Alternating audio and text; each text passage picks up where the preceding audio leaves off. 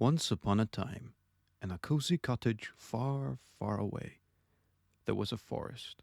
It was not a real one, but embroidered by a skillful hand on a piece of tapestry that was hanging on a wall above the fireplace. Amidst that forest, at the top of one tree, lived a blue button. The other buttons were jealous. Just look at him, so lucky. He has the best seat out of all of us. And they were right.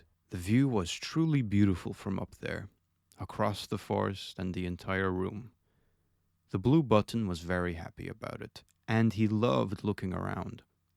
He would do it for hours and hours, swinging back and forth, daydreaming, until one day he swung too high. The thread that was holding him snapped, and he fell right down to the wooden floor. Ouch! It was not a pleasant fall, and it left him with a scratch. Blue didn't even notice it because he started rolling across the room towards an open door. Soon he found himself on the soft, cool ground. He would have lied there for a little longer, enjoying the view, coolness and softness, but the wind came around.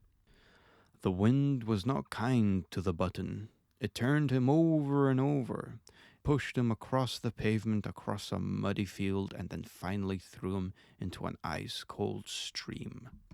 The stream carried the button far, far away and bounced him out onto a mossy path in the middle of a forest. But it was a strange forest, it was. Instead of buttons, there were green leaves rustling in the wind. "That's so pretty," exclaimed Button with delight. But soon he started to worry. "I can't rustle. I'm not green," he thought to himself. "I don't think I belong here." He didn't have to worry for long, because soon a little girl came running along that very path. "Look, Mom, I found a button." "What a cute little button," she exclaimed excitedly, and decided to keep it in her pocket. Later that day, her mom sewed Button to the little girl's coat in a spot where another button once was, and it was a very special spot at the very top of the coat. "Now this is better," Button thought to himself. From then on, he was so busy that he didn't have any time to daydream. He made sure that the girl's scarf stayed in the place throughout the winter cold and autumn winds. He felt very important. Just like that, months were passing and the seasons were changing. The little girl was growing and growing until she grew to a point where she was no longer little. One day she bought herself a new coat and hung the old one in a dark cupboard. Blue didn't like this place at all, so he decided to try an old trick. He wriggled, he fidgeted, and he swayed until the thread he was holding on snapped, and he fell to the bottom of the cupboard. It was not a pleasant fall, but what followed was even worse. First he heard a terrible noise, and then he got sucked through a very long trunk into the dark belly of a monster. There was no escape. Blue was turning and rolling, shaking and spinning over and over again. When the frenzy and the whirling stopped, he settled at the bottom of the monster's belly. It was dim, stuffy, and dusty. Exhausted and confused, Blue fell into a deep sleep. He dreamt that he was jumping on cotton clouds. He danced with a butterfly before diving into soft grass. He flew on a colorful scarf as if it were a magic carpet.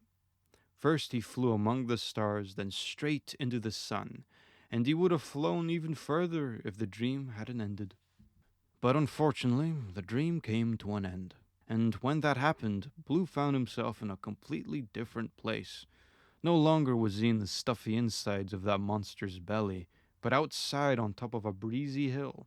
The hill was made of various interesting things. Among these were, he awoke on a hill made out of various interesting things. The hill was made out of broken pencils, burnt matches, yesterday's newspapers, and a popped balloon. But Blue wasn't paying attention to any of these, and this was because he spotted something else not far away. It was a small, round, blue button, just like him. It even had a tiny scratch. The buttons rolled towards each other as if they were drawn by an invisible magnet. The two blue buttons rolled across the hill, peeking here and looking there. Once they had enough sightseeing, they whirled down the hill to the very bottom.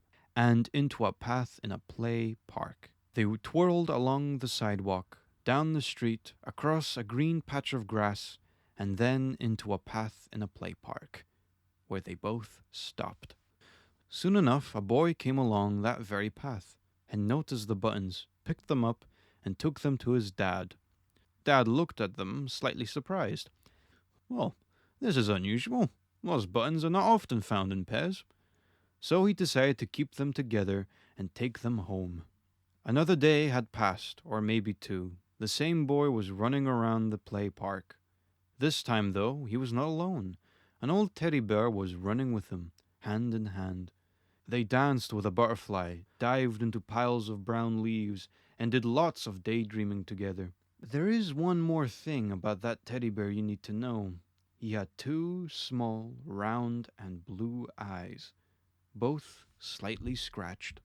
In the meantime, in a cozy cottage far, far away, someone was wondering whatever had happened to that blue button from the wall tapestry above the fireplace.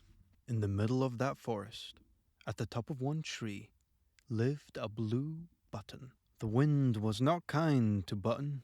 It turned him over and over. It tossed him up and down. It pushed him through the pavement, across a muddy field, and then finally threw him into an ice-cold stream. Later that day, her mom stitched Button to the little girl's coat in a spot where another button once was.